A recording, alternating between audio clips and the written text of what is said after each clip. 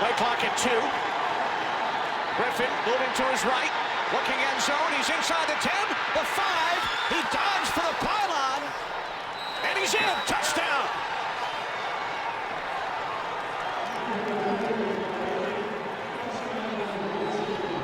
I'm either in or we're losing points off the board right now. And his leg hit the pylon, so that ball is going to be inside. It's going to be a touchdown, guys. Now time ran all the way down, so if not, Redskins would not have the opportunity for a field goal, but it does look like a touchdown to us. After review, the runner lost possession of the football prior to crossing the goal line. When he regains possession, he must control it throughout the process of going to the ground. He did not. It is a fumble forward out of bounds in the end zone. It is a touchback. The half is over. So no touchdown as Griffin lost possession of the football. As you heard from Jeff Triplett, Redskins cannot believe it. And all these players have to back down. That's exactly right. Santana Moss has probably just been ejected from the game. Pierre Garçon is now on the verge of getting ejected from the game. As the head coach, you better get your players together and get them into the locker room. You're not going to be able to suit up at wide receiver in the second half. Both penalties are enforced on the kickoff. Santana Moss flagged for 2 penalties, ejected, so. Couple of touchdowns surrendered by this Rams defense after not giving up one over the last 12 quarters coming into the game. 2:18 to go. The Giants have 2 timeouts remaining. Beckham got a block, got a couple of them.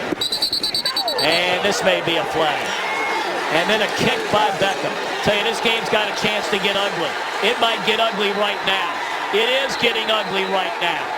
You can see this coming from a long time ago.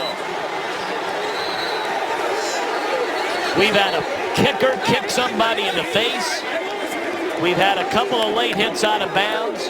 That one a very late hit out of bounds by Alec Ogletree.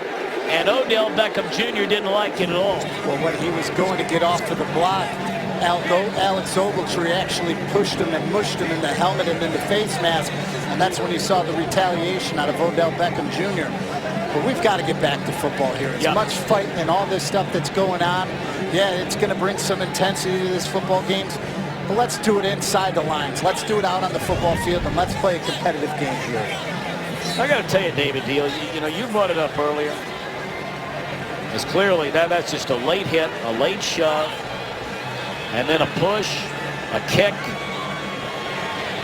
Good thing Laura Oakman was able, our sideline reporter was able to get out of the way of that one because she was right there. Get out of the way, Laura. Find safety somewhere down there.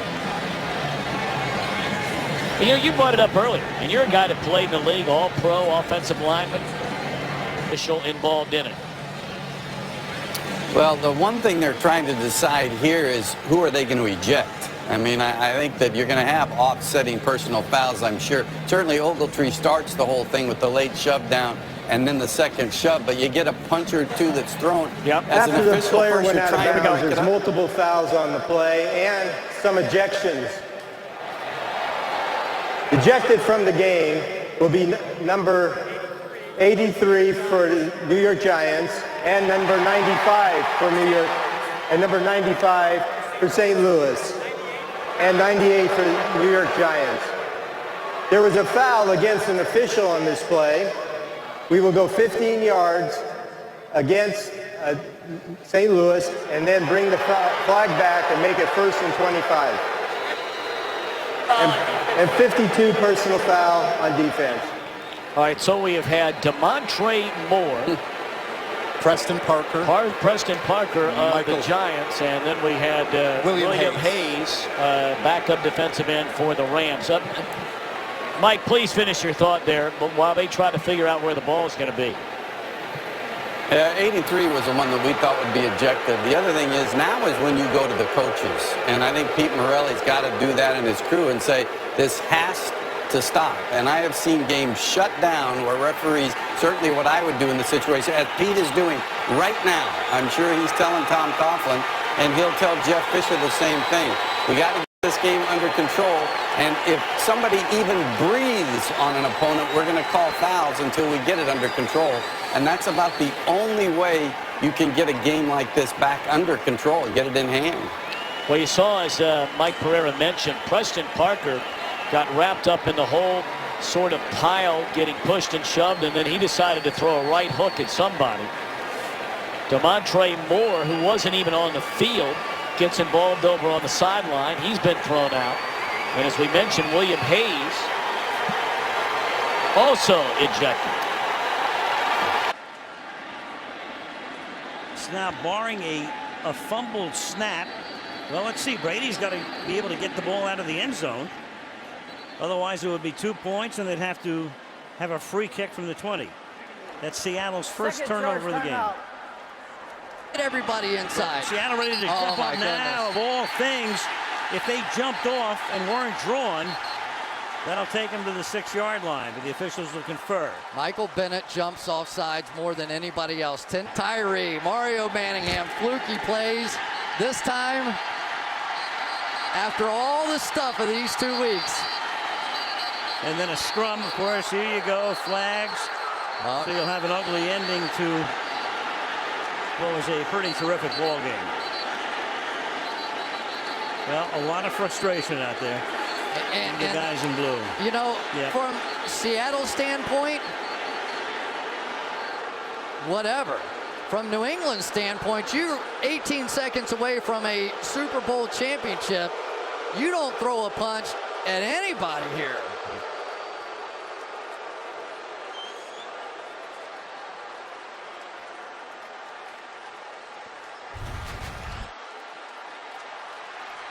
Gronkowski takes a shot from Bennett, who I'm sure is frustrated. Then Gronkowski throws one back, and here we go.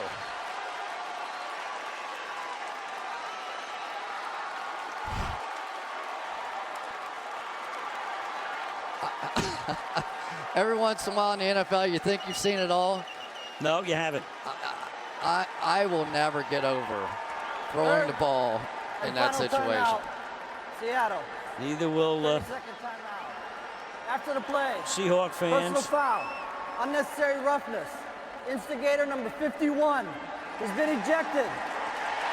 15-yard penalty. Automatic first down. That is Bruce Irvin. You know, think about Butler. This kid is a free agent. Played at a smaller school. He's from Vicksburg, Mississippi. Played at West Alabama. Pat signed him last May.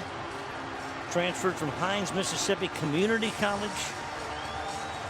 Super Bowl hero. And Al, you could tell he had done his homework. He saw the pick play coming. The minute his receiver came inside, he fired. If there was anything else on, he wasn't going to get there. He was going to give up the game-winning touchdown. But he did his homework, and he fired his shot and made the play of the year.